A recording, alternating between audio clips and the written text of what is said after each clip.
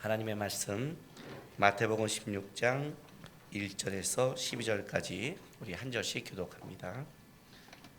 바리새인과 사두개인들이 와서 예수를 시험하여 하늘로부터 오는 표적 보이기를 청하니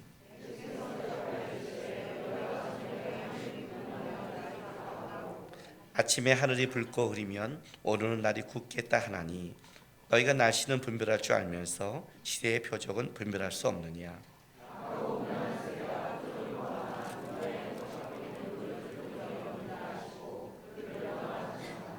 제자들이 건너편으로 갈새 떡 가져가기를 잊었더니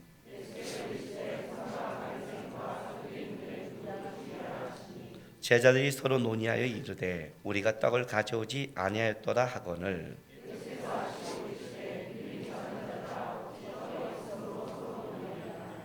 너희가 아직도 깨닫지 못하느냐. 떡 5개로 5,000명을 먹이고 주운 것이 몇 바구니며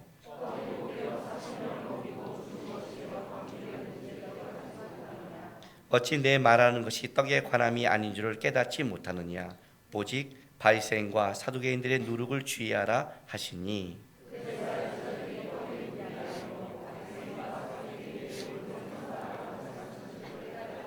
아멘. 세상을 살아가면서 사람들이 서로 무수하는 게 다르죠. 저는 요즘 이렇게 어머니를 모시고 있다 보니까 육적으로는 제가 요즘 제일 무서운 게 뭐냐면 치매예요. 제가 겪고 있는 거 안에서는 왜냐하면 저는 제가 하나님 나라 가기 직전에 여태까지 나와 믿음의 생활을 한 사람들에게 내가 살았던 인생 속에 하나님에 대해서 좀 이렇게 마지막을 고백하고 가고 싶은 마음이 있거든요. 만약에 이제 치매가 오면 못하게 되잖아요. 그게 이제 저는 두려운 거예요. 그런데 영적으로 또 내가 봤더니 영적으로도 두려워하는 게 있어요. 마태복음 7장처럼 내가 이 다음에 하나님 나라 가서 하나님 앞에 내가 주님 이렇게 살아왔습니다 했는데 하나님께서 야, 너 불법을 행한 거야 이렇게 말하면 그건 진짜 끔찍할 것 같아요. 내가 여태까지 하나님 바라보고 애쓰며 살았던 모든 것이 사울이 사울아 사울아 너 왜 나 핍박하냐처럼 그 하나님의 열심이 사실은 다 하나님을 향한 죄송한 이야기였다면 얼마나 미안하겠어요. 그렇죠. 여러분은 뭐가 두려우세요? 왜냐하면 내가 두려워하는 것, 우리는 그것이 가슴 속에 있으면 그 두려워하는 것이 여러분들에게 어떤 것을 제어하고 여러분의 인생을 타락으로 갈 때 막아주는 역할을 하거든요. 오늘 지금 이 바리새인과 사두개인들의 이 교훈을 이제 이 이야기를 통해 제자들에게 예수님께서 말씀하시고 나서 마태는 이제 묻습니다. 예수님이 제자에게 한 걸 딱 기록해 놓는 거예요. 사람들이 나를 누구라 하느냐? 너희는 나를 누구라 하느냐? 분명히 예수님을 똑같이 만났고 똑같은 이야기를 듣고 그들도 이적과 그걸 경험했지만 분명한 것, 바리새인과 사두개인들이 고백하고 아는 예수와 제자들이 고백하고 아는 예수는 다르다는 거예요. 우리가 예수님을 만나고 예수님의 이야기를 듣고 그 앞에 왔다고 해서 우리가 다 예수를 따르는 건 아니라는 거죠. 오늘 이 사건이 있는 거예요. 물론 여기서 아직 깨닫지 못하느냐 이것 때문에 마가는 다시 한번 맹인의 눈을 뜨는 장면을 보여주고 있지만 마태는 이제 그 마태복음 16장 16절 그 위대한 고백, 이 고백 이후에 드디어 예수님께서 뭐래요? 자기가 이 땅에 오신 목적을 설명하죠. 이 고백 이후에 내가 십자가를 지러 왔다. 그걸 설명하기 바로 직전에 이제 베드로가 한 고백, 주는 그리스도시요 살아계신 하나님의 아들이라는 이 예수님을 정확하게 알고 고백하는 이 위대한 고백, 그 전에 뭐예요? 바리새인과 사두개인의 이야기를 기록하고 있다는 거죠. 그렇게 이걸 봐야 되는 거예요. 자 보세요. 마가복음은 바리새인만 내려왔다고 말하지만 마태는 사실은 16장 1절에 보면 바리새인과 사두개인들이 와서 예수를 시험하여 하늘로부터 오는 표적과 보이기를 청하니라고 이 이야기를 시작하고 있어요. 바리새인과 사두개인. 예, 바리새인과 사두개인은 영적 정치적으로 반대쪽에 대립하고 있는 사람들이에요. 바리새인들은 성경을 다 믿을 뿐만 아니라 더 나가서는 장로들의 유전까지 받아들여요. 그래서 장로들의 유전 논쟁이 벌어지죠. 그런데 사두개인들은 성경 전체를 다 안 믿어요. 토라, 모세오경만 받아들여요. 벌써 성경을 받아들이는 것과 달라요. 더 중요한 건 뭐냐면 신앙에 있어서 바리새인들은 부활과 내세를 믿어요. 근데 사두개인들은 부활을 안 믿어요. 그러면서도 유대 사회에 양쪽에 막강한 영향력을 끼치는 두 파가 바리새인과 사두개인이에요. 분리주의란 자들인데 이들은 바리새인들은 구별되다라는 뜻을 가지고 있어요. 그러니까 신앙의 삶에 있어서 경건을 구별하며 살아가는 그쪽을 추구하고 있는 반면에 사두개인들은 굉장히 현실적인 걸 추구해요. 사두개인은 실제로 다윗과 솔로몬 시대에 있었던 사독 제사장을 시작으로 시작된 거예요. 사독으로 시작했어. 그렇게 내려왔던. 이쪽은 쉽게 말하면 사두개인들은 그 당시에 대제사장, 귀족 가문이에요. 성전을 장악하고 있고. 그러나 일반 대중 속에 경건, 영적인 건 누가 장악했어요? 바리새인이 장악했어요. 그러니까 바리새인과 사두개인은 실제로 굉장히 대립하고 있는 관계거든요. 그들이 함께 내려왔다는 거예요. 이게 무슨 말인지 아세요? 이게 무슨 말일까요? 이 둘이 내려왔던 건 이런 틀을 가져요. 당시에 유대사에 결정적인 영향을 끼치는 가장 중요한 자들이 예수의 반대편에 섰다는 거예요. 지금 그런 상황이 온 거예요. 여러분, 우리 신앙생활 할 때 두려운 게 뭐예요? 직장에서 왕따 되는 거 아니에요? 학교에서 왕따 되는 거 아니에요? 여러분, 그렇게 하면 안 돼요. 그럼 뭐라 그래요? 목사님, 그러면 세상에서 못 살아가요. 직장 생활도 저 못해요. 이렇게 말하죠. 그죠? 왕따 되는 거 두렵죠? 쉽게 말하면 그런 위치에 왔다는 거예요. 신앙생활을 한다는 게 그렇게 쉽다고 생각하지 마세요, 여러분. 예수가 빠지면 그들은 여전히 자기들의 공존하면서 자기들의 기득권을 유지하고 있을 거예요. 그러나 예수가 들어가면 얘기가 달라져요. 기독교가 들어가면 달라져요. 기독교만 배타적이라고 그러잖아요. 진리가 들어가면 얘기가 달라지는 거예요. 그런 상황이 온 거예요, 지금요. 전부 예수를 인정하지 않는 거다. 그들이 와서 뭘 묻냐면 하늘로부터 오는 표적을 구한 거예요. 자, 하늘로부터 오는 표적을 구한 건 뭐냐면 이거죠. 지금까지 표적은 인정하지 않는다는 거예요. 그런데 이게 하늘로 오르니까 우리는 자꾸 이렇게 생각하면 물론 초자연적인 현상이지만 하늘에서 여는 걸 이렇게 말하면 안 되고, 여기서 하늘로부터 오는 표적은 구약에서는 이런 뜻을 가져요. 하나님이 주신 표적을 보이라는 거예요. 당신이 하나님이 보낸 사람이냐? 그렇다면 하나님이 주신 표적을 지금까지 말고 명확하게 보여라. 이런 거. 구약에 보면 모세를 통해 뭐예요? 만나를 내리는 거. 이스라엘 백성 전체가 먹었던. 그래서 오병이어의 사건을 갖고 이들이 놀랬죠. 아니면 여호수아처럼 뭐예요? 해와 달을 멈춘 사건. 그런 사건. 어느 지역적인 표적 말고 진짜 이스라엘 전체가 하는 하나님이 알려주는 표적을 보여라. 지금까지 표적은 인정하지 않겠다는 거예요. 지금 그 얘기를 하는 거예요. 이 말은 무슨 말이에요, 여러분? 예수가 보여주는 것을 쫓는 게 아니라 우리가 인정할 만한, 내가 너를 쫓을 만한 것을 보여줘, 이거예요. 실제 이렇게 나온 것은 뭐냐면 그들 속에 그 마음이 없었죠. 오늘 이것 우리가 인정하는 표적을 보이는 이 사건 속에 예수님이 뭐라고 말하냐면 3절 4절 한번 보세요. 아침에 하늘이 붉고 흐리면 오르는 날이 굳겠다 하나니 너희가 날씨는 분별할 줄 알면서 시대의 표적은 분별할 수 없느냐. 시대의 표적, 성경에는 단수로 나왔지만 실제는 복수예요. 우리 성경은.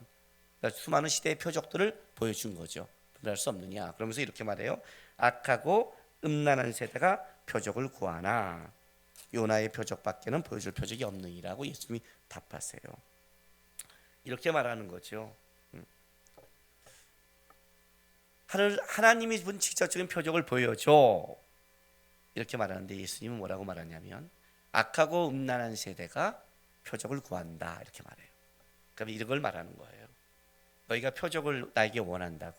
아니 너희의 마음이 악한 마음이야.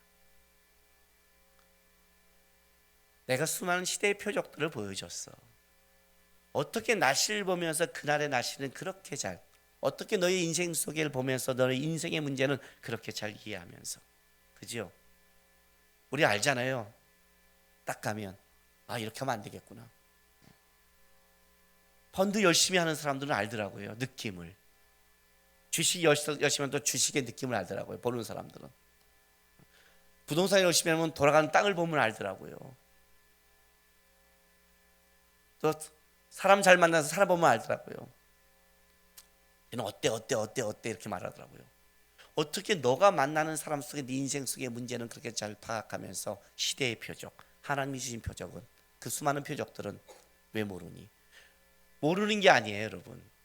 주님이 더 이상 이 세대에 표적을 보여줄 마음이 없다는 건 뭐냐면 보여줘도 똑같다는 거죠.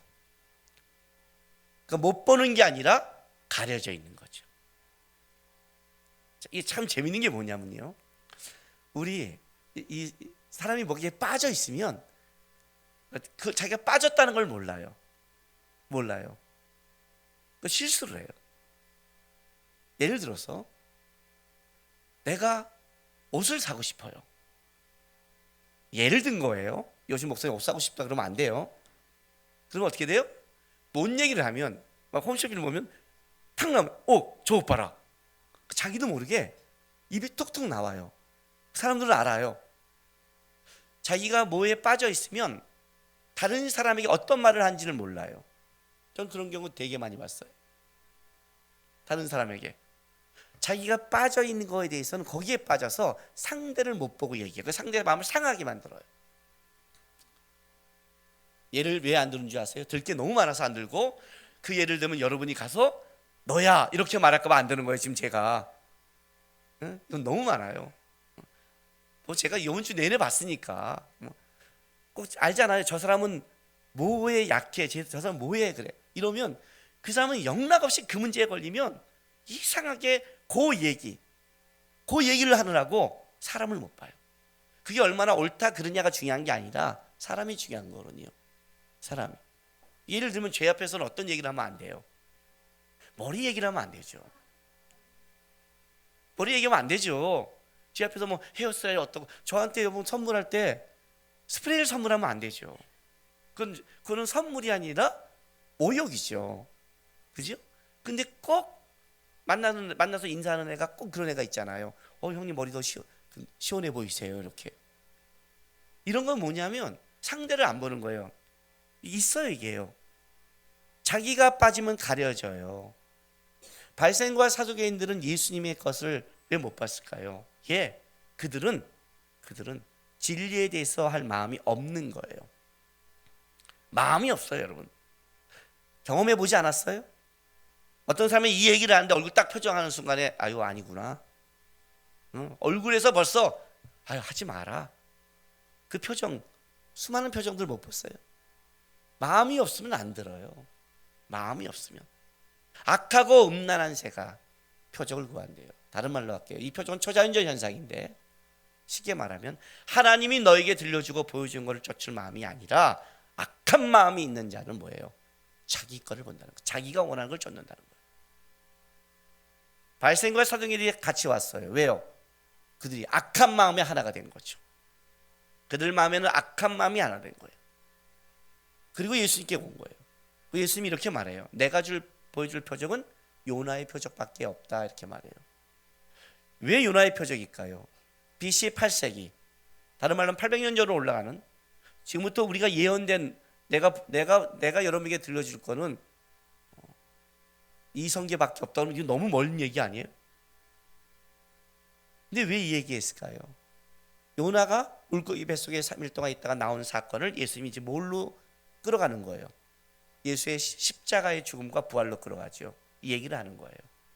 구약 전체가 이 이야기를 하고 있어, 이거예요. 바리새인과 사두개인들은 적어도 제사장들은 성경을 그래도 아는 사람들은 아니에요. 성경을 아는 사람 아니에요. 구약 전체가 선지자들이 수많은 이야기들이 어떤 얘기를 하는 줄 알아? 메시아를 얘기할 때 메시아란 이 땅에 와서 뭐래요? 표적과 하나님의 나라, 정치적인 어떤 너희의 그 이상을 꿈꾸는 나라를 만든 게 아니라 전체가 보여줄 표적이 실제는 한 개로 집중돼 있어. 그게 뭐야? 십자가의 죽음과 부활이야. 요나의 표적이라는 것은 쉽게 말하면 성경이 보여주고 싶은 표적의 대표성을 갖는 거죠. 그 표적, 그 얘기를 하는 거예요. 그래 놓고 요 사건을 딱 끄집어 놓고 이제 예수님이 제자들에게 말하고 싶은, 사람들이 날 누구라 하느냐 너희는 날 누구라 하긴, 여기까지 가기까지 예수님이 제자들에게 이제 뭐예요? 주의하라. 주의할 점을 갖추는 거예요. 세상을 살아가면서. 여러분 아실 게 하나 있어요.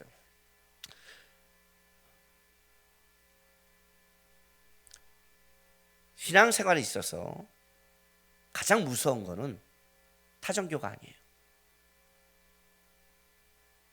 타종교에서 온 사람들은 오히려 기독교 오면 더 열심히 해요. 제가 했잖아요. 그걸 비교할 게 없어요. 왜냐하면 타종교란 건 딱 일단 100% 잘못됐다는 전제에서 시작을 해요. 그리고 기독교에 와서 새롭게 진리를 까다도 일반 은총에서는 모르겠지만 진리에 관해서는 완전히 달라요. 헷갈릴 게 없어요. 그런데 이단이 오면 얘기가 달라요. 이단이 오면 얘기가 달라요. 이단은 다를 이자 끝단자에서 반은 맞거든요. 그러니까 이단이라서 나왔는데, 교회 왔는데 내가 이렇게 설교하는데 그때 그 이단이란 목사님도 저렇게 얘기했는데 이러면 이제 헷갈리는 거예요. 그러면 뭐야, 혹시 우리가 이단 아니야 또? 뭐 이렇게 왔다 갔다 하는 거죠. 왜? 저기는 비슷하고 저기는 끝에는 다른데 끝에 다른 왜 너희가 옳고 저기는 달라? 막 헷갈리는 거죠. 내가 아니면 기독교 왔다는 완전히 비교할 게 없으니까 딱 끝나버리고, 벌써 예수님과 부처의 스타일 자체가 다르잖아요. 비교할 게 없잖아요. 그죠? 완전 스타일이 다르잖아요. 그러니까 거기는 없는데 여기는 좀 비슷하거든요. 같은 말도 있고 같이 성경을 보고 그게 더 어려워요. 그러니까 이단에서 온 사람들은 사실은 먼저 옛날 거를 빼는 작업이 굉장히 어려워요. 그런데 이단이 아니라 정상적인 신앙생활하는 여러분에게는 뭐가 헷갈리는 줄 아세요? 성경의 왜곡이에요. 어렵죠. 제가 지금 성경을 하는데 제가 어떻게 왜곡하는지 여러분 모르잖아요. 듣는데 틀린 건 아니고 잘못된 건 아닌데 묘하게 틀어져 있는 것, 노역의 중심에서 비껴 있는 것, 그게 어려운 거예요. 깨어있으라는 말이 여기서 나오는 거예요. 바리새인들은 분명히 성경을 알고 성경을 넘어 장로 유정까지 하는 자들이에요. 그들은 하나님을 닮으려고 얼마나 정결하고 손을 씻고 열심히 하는지를 몰라요. 사두개인도 대제사장이에요. 번제를 잡고 하나님께 예배드리며 계속 나가요. 근데 그들이 틀어져 있어요. 이게 어렵죠, 그죠? 그러니까 일반 백성의 입장에서는 뭐냐면 바리새인과 사두개인들은 그들은 따라갈 존재, 여태까지 그들의 앞에 나와 제사를 드렸고 바리새인의 교훈으로 주님 앞에 나갔단 말이에요. 근데 그가 틀렸다면 여러분 받아들이겠어요? 어느 날 갑자기 김남국 목사가 들이대, 죄로 황당한 사람이 주례교회 성도 아니에요? 여태까지 다 들었는데 그 뭐야, 이게 어려운 거예요, 여러분. 예수님께서 마지막 경고를 해주는 거예요. 그 마지막 경고가 바리새인과 사두개인의 누룩이라는 거예요. 사실 이것 때문에 바리새인 이들이 와서 표적을 구할 때 제자들을 위해서 예수님께서 이 문제를 진행시킨 거예요. 보세요. 5절 갈게요. 자, 제자들이 건너편으로 갈 때 떡 가져가기를 잊었더니 예수께서 이르시되 삼가 바리새인과 사두개인들의 누룩을 주의하라 하시니 제자들이 서로 논의하여 이르되 우리가 떡을 가져오지 아니하였도다 하거늘.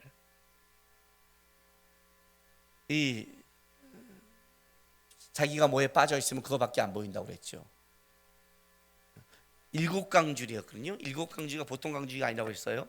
사람을 다루는 큰 강줄에 가득 채웠는데 몇 개 가져온지 아세요? 마가복음 볼게요. 마가복음 8장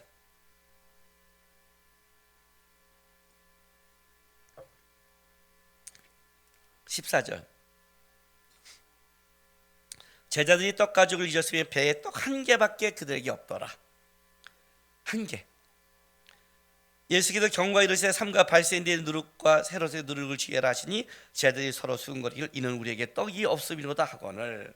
자, 누군가가 이 광주를 갈 때, 놔두고 갈 때 뭐 오병이어 칠병이어 경험했으니까 순간 뭐 없으면 뭐 저쪽에서 또 하나님이 예수님이 하시겠지라는 안이한 생각을 했을 수도 있고, 가다가 아니야 있을 때 꼭 떡을 찾았어 하고 하나를 누가 쓱 집을 수도 있고, 그죠? 그냥 만든 적은 없잖아요. 너에게 떡 몇 개가 있느냐를 물었으니까 가다가 혹시 배고프면 비상용으로 챙겼어. 나 같은 사람, 저는 그런 사람이거든요. 예수님이 했으면 한 개를 저는 챙길 사람이에요. 그런 사람. 안드레가 아닐까? 뭐 이렇게. 안드레는 섬세하니까. 베드로는 절대 아니에요. 베드로는 그냥 무리를 걸을 사람인데 뭐 가! 이럴 사람이고, 가다가 안드레가 잠깐만, 혹시 하필이면 떡이 한 개인 거예요. 와서 보니까 그래도 누가 또 몇 명 챙겼겠지, 뭐 기대했을 거 아니에요. 가룟 유다나 안드레나 챙겼겠지 했는데 진짜 챙기기 한 개와. 지네도 당황했을 거예요. 이렇게 놔두고 왔는데. 근데 예수님이 배로 누룩 얘기했어요. 떡을 만든 효모가 들어가야 되는데 누룩이 들어가야 돼요. 이 떡과 누룩이 겹쳐진 거죠. 그리고 어떻게 돼요? 당장 앞으로 먹을 게 깜깜한 거죠. 예수님이 항상 떡을 먹일 때는 어떻게 먹였죠? 최소한 4,000명 이상이 모여야죠. 자기와 다닐 때 12명이 할 때는 절대 떡을 만들어주죠. 그러니요, 예수님은. 이게 답답한 거예요. 언제 또 4,000을 만들어야 되나. 떡 한 개는 있지만 순간 이 앞길이 깜깜한 거예요. 깜깜한 거예요. 그랬더니 사실 예수님이 그걸 알고 계신 거죠. 예수님도 알고 누룩이란 비유를 또 썼겠죠. 그랬더니 제자들이 이렇게 말해요. 떡을 가져오지 아니할 걸 했더니 예수님께서 이렇게 말해요. 8절에 예수께서 하시고 이르시되 뭐라고요? 믿음이 작은 자들아, 어찌 떡이 없으므로 서로 논의하느냐? 너희가 아직도 깨닫지 못하느냐? 깨닫지 못하냐? 우린 개역 개정판인데 이전에 개역 성경은 뭐라고 나왔냐면 아직도 기억하지 못하니? 이렇게 말했어요. 기억하지 못하니? 떡 5개로 5,000명을 먹이고 떡 7개로 4,000명을 먹이는 것 아직도 깨닫지 못하니? 오직 발생과 사기 누룩을 주의하라. 이렇게 말하면 이제 깨닫게 하는 거죠. 그지요? 믿음이 작은 자더라. 성경에 5번 쓰였는데 마태복음에 4번 쓰이고 누가복음에 1번 쓰여요. 언제 이걸 쓰였냐면 마태복음 6장 30절에 의식주에 관해서 무엇을 먹을고 마실고 입을까 할 때, 그때 믿음이 작은 자더라. 그리고 또 언제 쓰냐면 풍랑이는 배를 타고 간 제자들이 풍랑을 이기고 두려워할 때 믿음이 작은 자더라. 그리고 베드로가 무리를 걷다가 빠졌을 때 그때 믿음이 작은 자야. 그리고 오늘 본문 누가복음에는 마태복음 6장 30절에 똑같은 상황에서 써요. 의식주 똑같은. 그러니까 실제 상황은 4번이죠. 이때 예수님께서 믿음이 작은 자야, 믿음의 문제로 끌고 가기 시작했어요. 근데 믿음이 작은 자이지만 마가는 이걸 좀 다르게 표현해요. 보세요. 마가복음 8장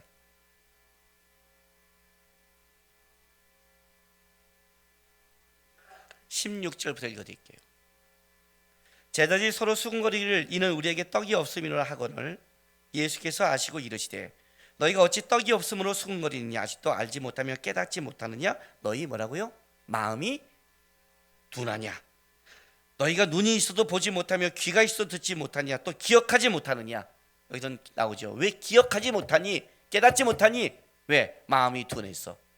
그렇다면 지금 본문이 이렇게 흘러가는 거예요. 믿음과 마음이 연결되어 있는 거예요. 여러분이 믿음이 적어진다는 것은 마음이 둔해지는 거죠. 여러분이 믿음이 큰다는 것은 마음이 깨어 있는 거죠. 그렇죠. 그렇게 연결하는 거예요. 한 가지 전제가 뭐냐면 믿음이 계속해서 크는 건 없어요. 지금까지 믿음이 계속 자랐던 사람도 마음이 둔해지면 믿음이 작아져요. 지금까지 믿음이 적었던 사람도 지금 마음을 주님을 알고 닮아가기 시작한 믿음이 커지는 거예요. 예수님 앞에 나왔던 가나안 여인인 거예요. 올소이다. 개들도 주인의 상에 떨어진 부스러기를 먹습니다. 그럼 보통 이렇게 말하면 우리는 삐져서 가죠. 나를 개 취급을 해? 아무리 그랬지, 아무리 그래도 그렇지, 마음이 닫혀 있으면 예수님의 일하심과 역사를 모르죠. 마음의 문제와 믿음의 문제는 같이 가죠. 우리도 이렇게 말하죠. 왜 그래? 마음이 상했어. 이렇게 말하잖아요. 마음이 상했어. 마음이 상하면 뭐가 당장 열어져요? 믿음의 사람의 삶이 무너지죠. 이건 연결되어 있는 사건이에요. 그래서 오늘 마태복음 16장 보세요. 다시 갈게요. 6절 보세요. 이렇게 시작을 해요. 예수께서 이르시되 삼가 바리새인과 사두개인의 누룩을 주의하라 그러죠. 삼가 주의하라. 주의하라는 것은 전념하라, 열중하다인데, 자 그러면 삼가, 너가 전념해야 할 게 있다 이렇게 말하는데, 이 삼가의 뜻이 뭐냐면 이게 보다라는 현재 명령이에요. 보다. 그러니까 1차적인 거는 뭐냐면 눈으로 보는 건데, 2차적인 건 뭐냐면 어떤 의미가 있냐면 마음으로 보는 거예요. 마음. 우리가 이런 거 있잖아요. 뭔가 이렇게 어떤 게 신경이 막 쓰이면 뭐라 그래요? 나 마음이 쓰여. 이렇게 말하죠. 어떤 걸 보면서 그것이 내 안에 걸리고 그것이 내 안에 문제가 될 때 뭐라 그래요? 내 마음이 쓰여. 그렇죠. 내 마음이 쓰이지 않는 보는 건 어떻게 돼요? 지나가는 거죠. 그런데 내 마음이 쓰이는 것을 보면 어떻게 돼요? 걸리는 거죠. 그래서 이 보다는 단순하게 보는 게 아니에요. 그러니까 점념하라는 게 뭐예요? 네 마음이 쓰이는 거죠. 삼가, 뭘 주의해요? 바리새인과 사두개인의 누룩을 조심하래요. 누룩은 성경이 안 좋은 쪽으로 거의 많은 곳에 활용되는데, 그 이유 중에 가장 큰 건 이거예요. 누룩은 변형과 변질을 만들어내죠. 밀가루 안에 효모가 들어가면 어떤 일이 벌어져요? 변형과 변질이 되죠. 그리고 그 안에 그것이 빨리 팽창하거든요. 신앙생활에 가장 조심할 게 뭐예요? 너의 마음을 뺏어가는, 그리고 끌려가는 그 교훈을 주의하는 거예요. 우리 신앙의 가장 큰 위험이 뭐라고 생각하세요? 환란이 생각했어요? 아니에요, 여러분. 아니에요. 믿음이 작은 자들아, 이 적은 자야, 뭐예요? 우리의 마음을 뺏는 게 뭐예요? 의식주 아니에요? 뭘 먹을까? 무엇을 입을까? 어디서 잘까? 어떻게 살아갈까? 쓰이지 않아요, 여러분? 거기에 우리 마음이 뺏기거든요. 어떤 게요? 풍랑이는 인생의 물결, 공격. 예수를 바라보고 물 위를 걷고 있는데 풍랑을 보며 빠져버리는 그런 것. 거기 아니에요, 지금. 오늘 지금 예수님을 쫓아가는데 떡이 없음으로 인해서. 여기 아니에요, 다. 여러분의 마음을 닫게 하는 게 그거 아니에요. 아니에요. 마커스에서 청년들에게 설교하다가 지난번에 그냥 한번 욕을 오래간만에 해줬어요. 물론 좀 오래간만에 하니까 그동안 저와 같이 예배를 쭉 드려왔던 애들은 어떤 반응이냐면 통쾌한 반응? 오래간만에 다시 귀가 청소됐어야 하는 반응이었는데, 처음도 온 애가 있었나 봐요. 중간에 앉아 일어나 나가요. 남자 2명의 새끼가요. 아니 그 욕 빼고 나머지 설교는 다 성경적인 거니까 앉아 있어야 될 거 아니에요. 아니면 끝나고 가던가, 아니면 항상 알아야죠. 나갈 사람은 맨 뒤에 앉아 있어요. 항상 예의예요. 중간까지 앉은 사람은 이건 뭐예요? 내가 몰라도 중간까지 앉아 나갈 각오 하면 안 돼요. 몰랐어요? 예의가 없는 거예요. 예의가. 내가 오래 했어요. 지가 왔죠. 지가 왔으면 앉아 있어야 될 거 아니에요. 아니면 맨 뒤에 앉아서, 나는 간 보러 왔다면 맨 뒤에 앉아야죠. 가는 맨 뒤에서 봐야죠. 나가는 거예요. 왜 나갔을까요? 왜요? 마음이 다친 거죠. 자기가 싫어하는 단어가 들었겠죠. 어떤 아이들은요, 제 설교의 내용과 상관없어요. 목소리가 커서 싫대요. 참, 걔를 위해서 목소리를 작게 해야 돼요. 하나님이 너를 사랑하셔, 이 새끼야, 이렇게요. 그럼 이제 화낼까? 이렇게 욕하면요? 이해가 되세요? 인생의 풍랑, 인생의 문제, 인생의 내가 원치 않는 것, 하나님이 보여준 우리에게 내가 인정할 만한 표적을 보이라는 거예요. 내 마음에 들어라죠. 내 마음에. 예수의 마음이 아니라 내 마음에. 악하고 음란한 세대가 악한 마음이 뭐예요? 그게 악한 마음이에요. 그게 악한 마음이에요. 악한 마음이 들어가면 어떻게 돼요? 내 중심이 되는 거예요. 마음이 변질되기 시작해요. 죄는 그렇게 시작하는 거예요. 창세기 3장 보세요.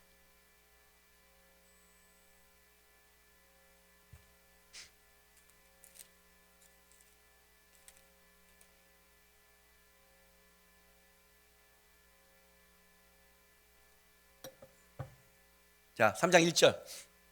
죄가 어떻게 처음에 드러나 보세요.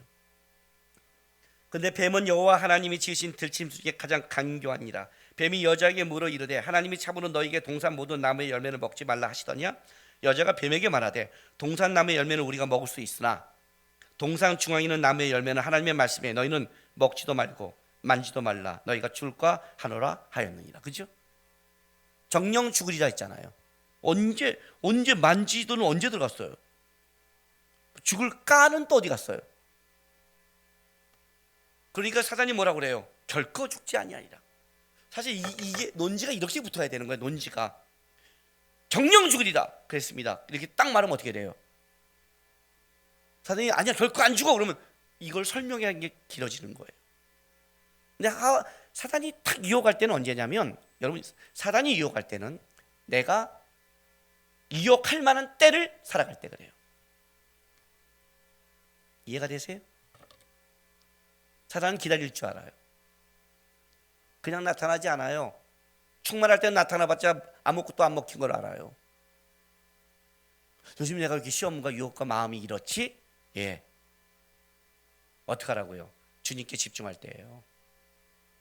집중하지 않으면 그때 시험과 유혹이 와요. 그때 오는 거예요. 예수님도 그때 오잖아요. 40일 금식했을 때, 뭔가 연약했을 때, 뭔가 건들만 할 때, 뭔가 공경할 만 할 때, 그때 오는 거지요.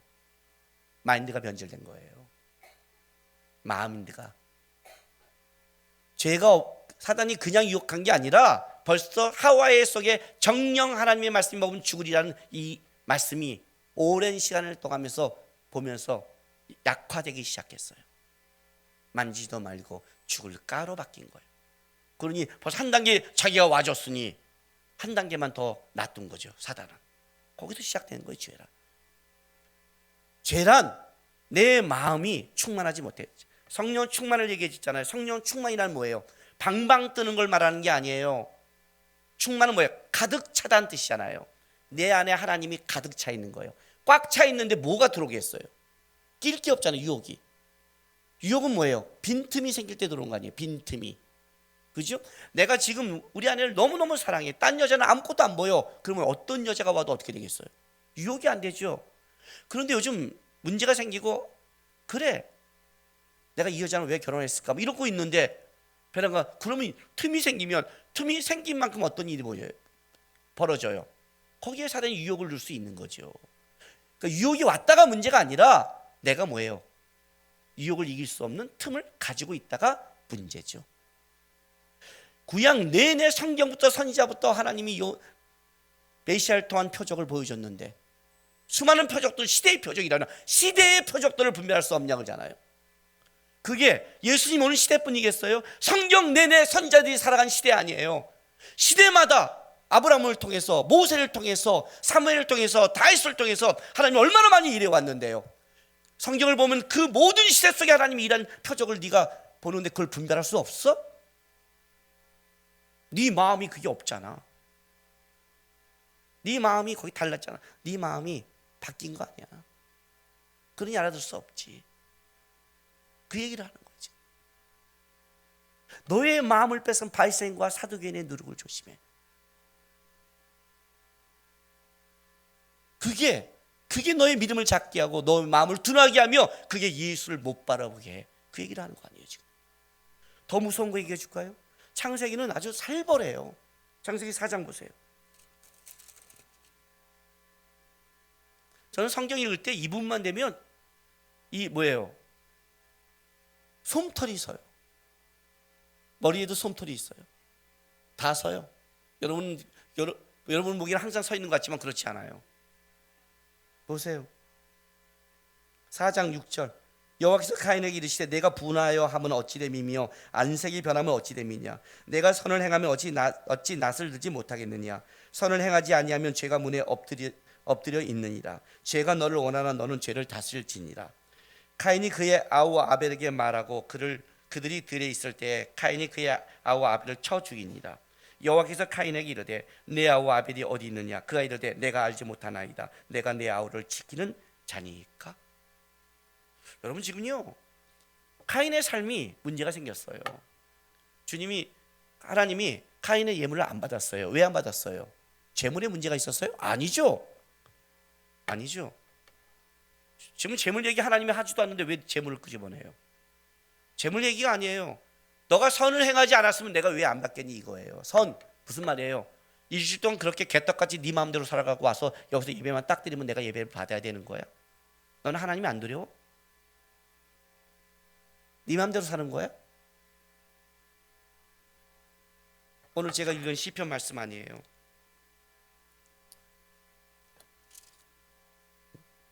시편 51편 16절부터 주께서는 제사를 기뻐하지 아니하시나니 그렇지 아니하면 내가 드렸을 것이라. 주는 번제를 기뻐하지 아니하시나이다. 하나님께서 구하는 제사는 상한 심령이라.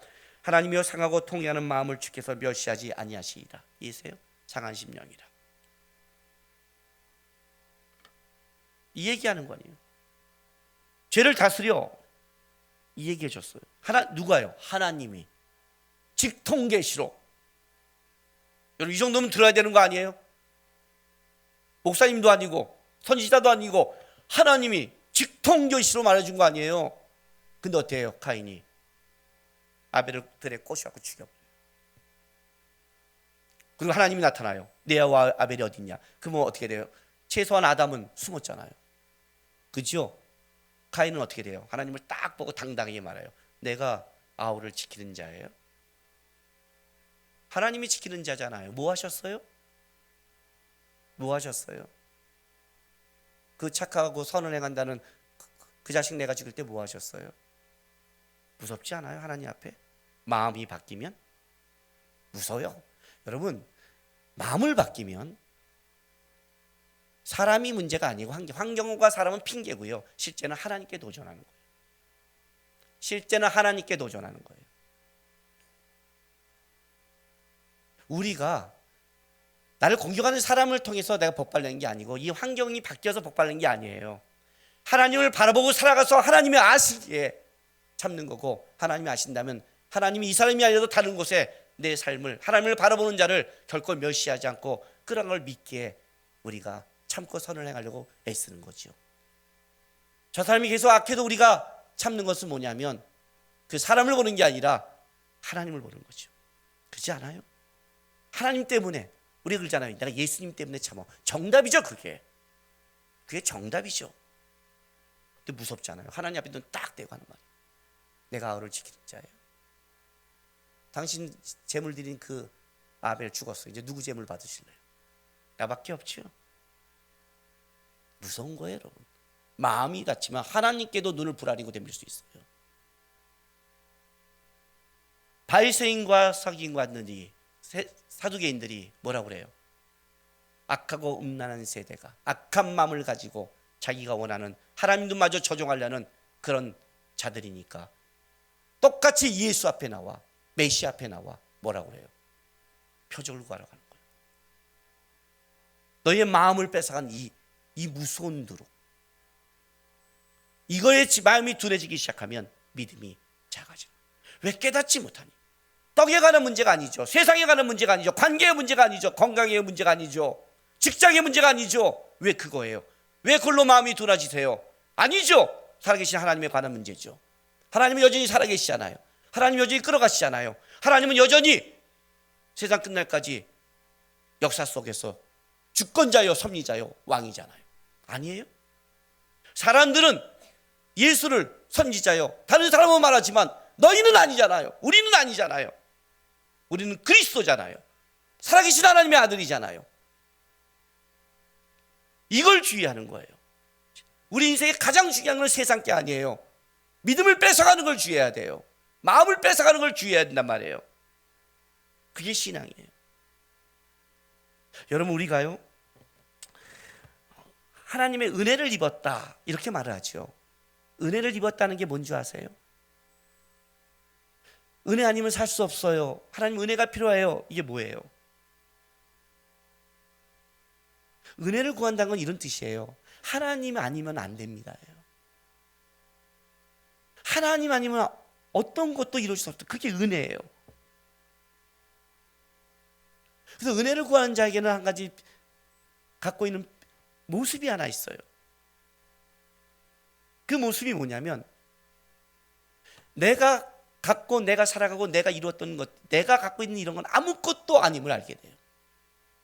주장할 게 없음을 알게 돼요.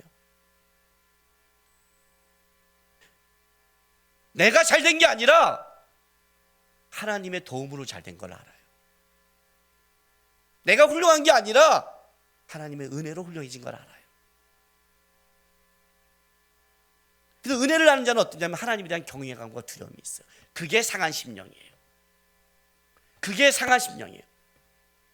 하나님이 구하는 제사는 상한 심령이라 은혜를 아는 마음, 은혜를 구하는 마음, 은혜 아니면 안 된다는 마음, 주는 그리스도 살아계신 하나님의 아들이라는 걸 안 되는 아는 마음,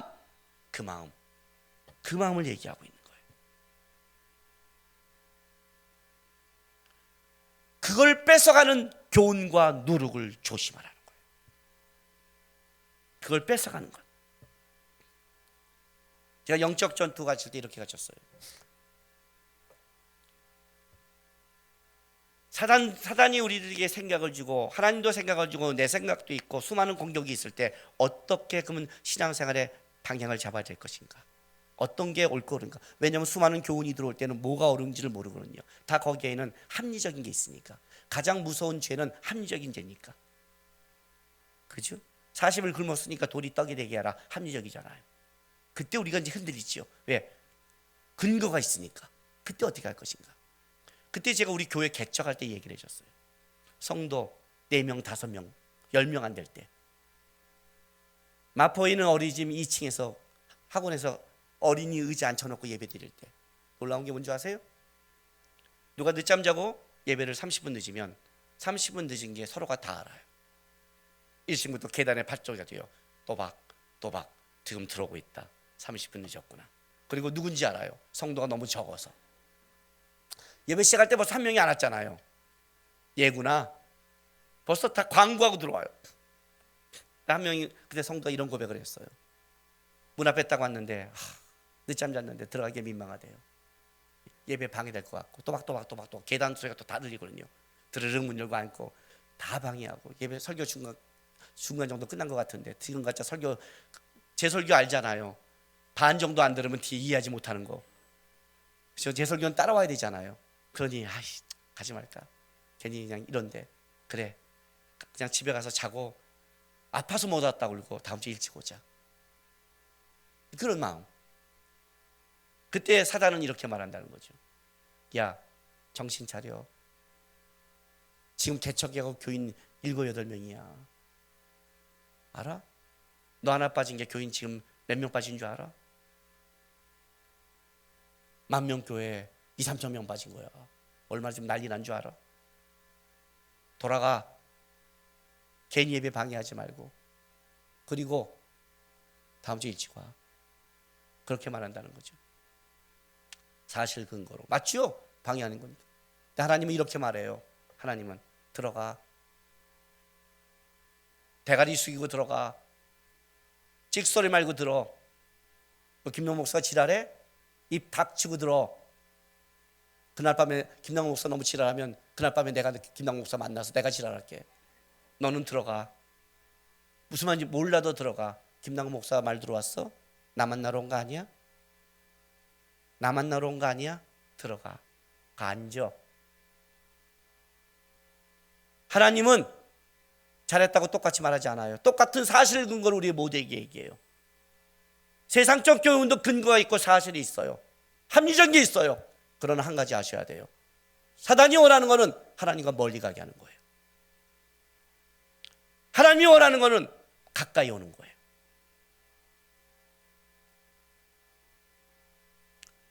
예수 앞에 가까이 가야 예수가 누군지를 보여요. 예수 옆에 있어야 예수가 누군지를 보이고 능력이 보여요. 멀리 가고 멀리 가면 마음만 다치고 둔해지고 예수도 멀리 보여요. 이해가 되세요? 우리를 바꿀 수 있는 것은 예수님밖에 없어요. 그게 믿음이라는 거예요. 믿음이란 예수 아니면 안 되는 걸 압니다. 그게 믿음이에요. 주님을 멀리하는 교훈, 아무리 그것이 바리새인과 사두개인 당대의 교훈이라고 세상의 풍습이요 그 시대의 줄이요, 바리새인과 사두개인에게 찍혔다는 것은 바로 그 시대의 모든 줄에게 찍혔다는 끔찍한 삶을 살아가도 주의해라. 뭘? 예수와 멀어지게 하는 교훈이라면, 네 마음을 둔하게 하는 거라면, 믿음의 문제를 공격하는 거라면 그건 주의해라. 그리고 어떻게 하라고요? 예수 앞에 나오라. 그게 신앙이라고. 신앙생활 별건 줄 아세요 여러분? 신앙생활 너무너무 쉬워요. 어떤 상황에도 주님 앞에 가까이 가려는 마음, 주님 바라보는 마음, 주님 옆에 있을 마음, 주님 마음 닮아가는 마음, 그 마음만 가지면 어떻게든 주님 앞에 가요. 순간 변명과 순간 신학과 순간 성경을 근거로 해도 결론이 멀어지는 마음, 나누는 마음, 따뜻하지 않은 마음이면 그거는 아닌 거예요. 그건 아닌 거예요. 결론이 아주 간단해요. 아주 간단해요. 그 얘기를 하는 거예요. 왜 떡 얘기가 아닌 걸 모르니? 오늘도 똑같이 해요. 야, 왜 직장 얘기가 아닌 걸 모르니? 이게 부부관계 이런 게 아닌 걸 모르니? 건강이 아닌 걸 왜 모르니? 너희 그 문제가 아닌 걸 왜 모르니? 왜 그걸로 하니? 그거 몰라? 지금까지 너 끌어왔잖아. 그거 한 방에 할 수 있는 거잖아. 내가 그게 아니잖아. 너의 마음을, 너의 믿음을 예수한테 멀어지게 하는 그거를 주의해. 그래야 주님이 누군지 보이는 거야. 여러분의 떡은 뭡니까? 난 떡 한 개밖에 없어 떨고 있는 건 뭡니까? 여러분?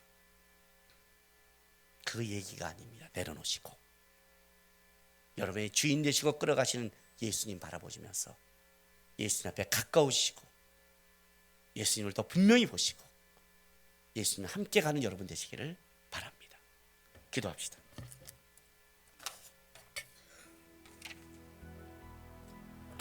주님 부르실 날이 언젠지는 모르지만 가는 그날까지 우리의 마음을 뺏어가고 공격하는 수많은 풍랑과 교훈과 어려움이 있을 것입니다. 그때마다 주님 놓치지 않고 주님 바라보고 주님과 함께하는 인생 되게 도와주십시오. 주님과 함께 천국 가서 주님이 불법이 아니라 나와 함께했다, 착하고 충성된 종아, 이 한마디면 우리 인생은 가치가 있는 겁니다. 하나님, 그런 가치 있는 인생 되게 해달라고 우리 다 같이 기도하며 나가겠습니다. 기도하겠습니다. 거룩하신 아버지 하나님 감사합니다.